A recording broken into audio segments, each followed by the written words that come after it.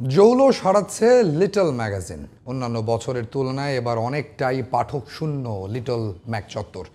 বিক্রেতাদের দাবি, কোনোদিন কিছু স্টলে একটি বইও বিক্রি হয় না। আর লেখকরা বলছেন ডিভাইসের কারণেই জৌল সারাতে বসেছে লিটল ম্যাগ। রফিক মাহমুদের রিপোর্ট। নিরীক্ষাধর্মী সাহিত্য চর্চার অন্যতম জায়গা লিটল ম্যাগাজিন।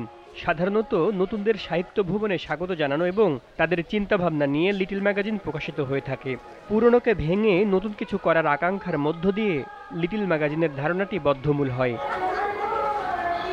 অমর একুশে বইমেলার অন্যতম অনুষঙ্গ লিটল ম্যাগ। সোহরাওয়ার্দী উদ্যানের উন্মুক্ত মঞ্চের কাছে লিটল ম্যাগ চত্বর অন্যান্য বছর পাঠক দর্শনার্থীদের পদচারণায় মুখর থাকলেও এবারের দৃশ্য অনেকটাই ভিন্ন। পাঠকদের দেখা মেলা ভার, মেলা জুড়ে শুধুই শুনশান নীরবতা। এখানে যে একটা লিটল ম্যাগ চত্বর আছে এটা হচ্ছে অনেকে জানেই না। লিটল ম্যাগ যেহেতু একটু অন্যরকম একটা জিনিস, ঠিক বইয়ের মতো না, এটার পাঠক অন্য বইয়ের তুলনায় হয়তো কম, কিন্তু বিশেষায়িত একটা পাঠক আছে যারা এখানে আসেন। এদিকে স্টলে অনেকটা অলস সময় কাটাচ্ছেন বিক্রেতারা। প্রতিদিন সেল হয় না, কয়েকদিন পর পর দুই একটা সেল হয়। যেমন কালকে সেল হয়েছে, তার আগের দিন সেল হয়েছে, তার আগে 2-3 দিন হয়নি। এখানে লিটল ম্যাগ যেভাবে আড্ডা দেয় এবার খুব একজন দেখা যাচ্ছে না। লিটল ম্যাগে অনেক দর্শক আসে, পাঠক আসে, আমরা অনেক বই বিক্রি করি।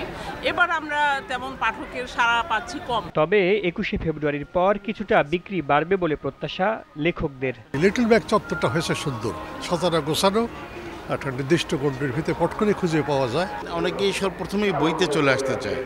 লিটল ম্যাগের মাধ্যমে দিয়ে আসলে যে সুবিধা হলো, সেখানে একটা সম্পাদনা পরিষদ থেকে তারা কিন্তু তাদের বড় কাজটি করে দেয়, লেখাটা মেরামত করে দেয়।